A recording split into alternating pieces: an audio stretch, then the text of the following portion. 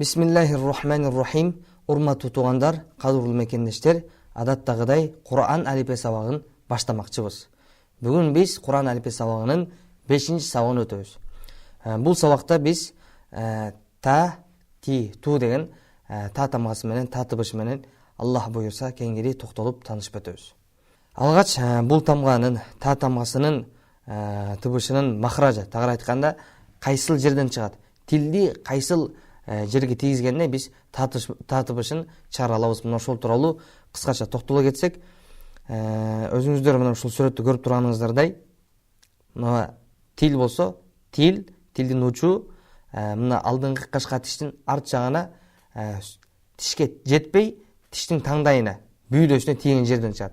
Ат, та. Мына ушул жерден чыгат.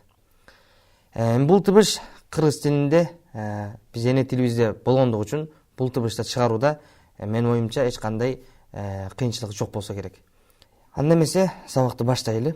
Өзүңүздөр сүрөттү көрүп турганыңыздардай, биз бүгүнкү сабагыбызда та тыбышынын фатха, касра, домма аракети менен келгенде кандайча окулат, жана сөздүн башында, ортосунда, аягында келгенде кандайча жазылат, жана тамгалар менен кошулуп келгенде, тамгалар бири-бирине кошулганда кандайча окулат, мына ошол тууралуу кеңири машыгып өтөбүз.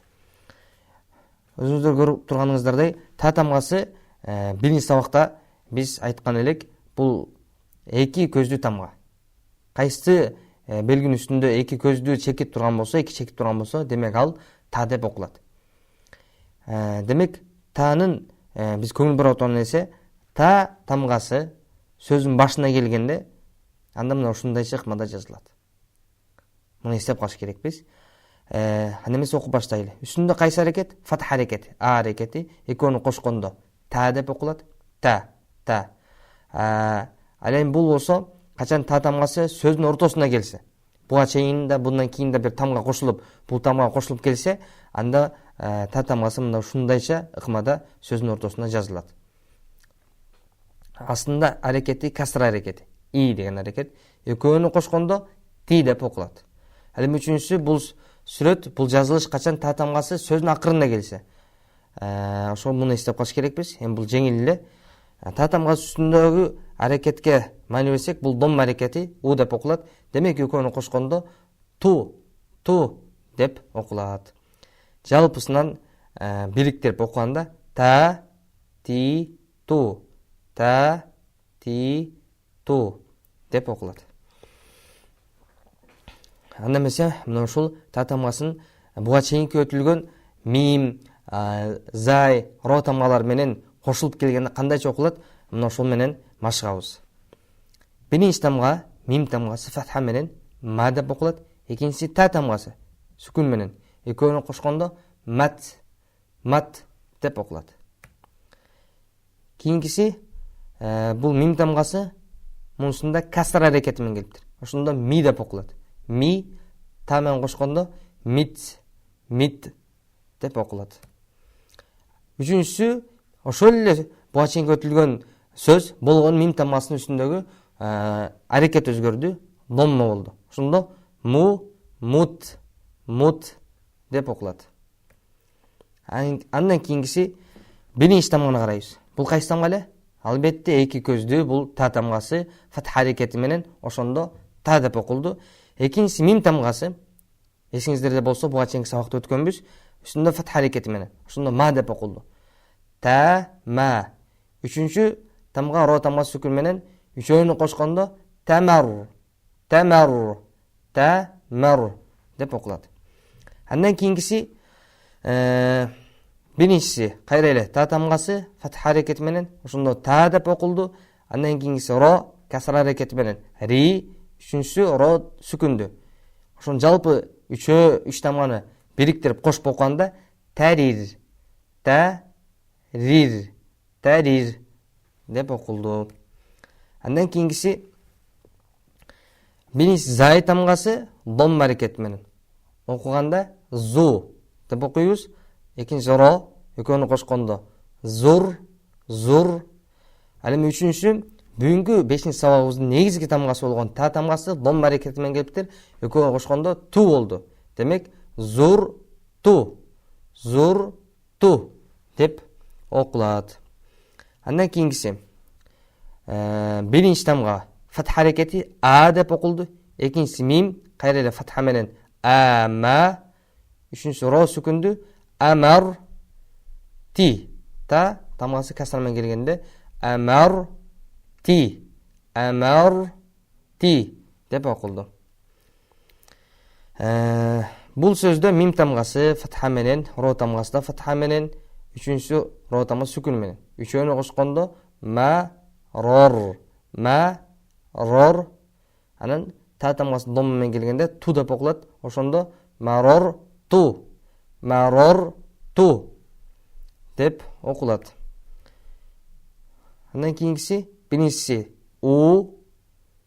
мир ту. Мим касра менен мир ту. Умирту. Биринчиси фатха менен фатха аракети а деп окулат. Экинчиси ма тамгасы, үчүнчүсү ро деп окулат. Ошондо ро та сүкүн менен амарот деп окулат. Андан кийинкиси акыркы катар калды. Жана айтып өткөндөй, бул та тамгасы биздин эне тилибизде кыргыз тилинде болгондугу үчүн бул тамганы окуш, түшүнүш, башка тамгалар менен кошуп кетиш албетте жеңилирээк. Биринчиси а фатха аракети, экинчиси мим фатха менен амар тум та дом менен келиптир. Ошондо ту мим акыркы тамга бул мим тум болуп окулат. Жалпы кошкондо амар тум деп окуйбуз. Андан кийинкиси ушул мындан мурдагы сөзгө эле окшош болгону аракеттер өзгөрдү. Биринчиси умир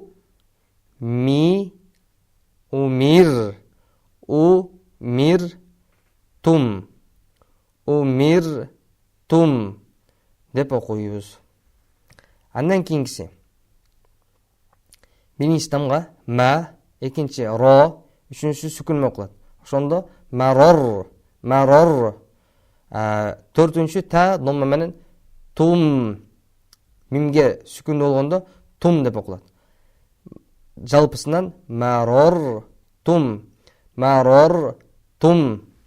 деп окуйбуз. Ал эми акыркы 5-чи сабагыбыздын акыркы сөзү биринчи тамга му деп окулат. Үстүндө дом болгондо үчүн мурир тум. Менимче мына ушул окулушта жаттап калдык окшойт. Анткени буга чейин мына ушундай 4 сөз тең акыркы тамгалары мына ушундай тум деп окулуп келди. Эми жалпы бардык тамгалар кошуп окуганда мурир тум. Мына ошентип, урматтуу туугандар, бүгүнкү 5-чи сабагыбыз соңуна келип жетти. Айта кетчү нерсе, бул тамгаларды бир катар эле окуп коюш бул жетишсиз албетте. Муну мына ушул сабактан угуп алып туруп, кайра өзүбүздүн жакындарыбызга, жакын туугандарыбызга, билгендерге дагы билбегендерге баштан аяк улам сайын окуп берсек, канчалык көп окусак, мына ошончолук биздин тилибиз да көнөт. Андан кийинки сабактар дагы бизге жеңил боло баштайт. Аллахтан бардыгыбызга Кур'ан-ы Каримди туура талаптагыдай окуганга мүмкүнчүлүк берсин.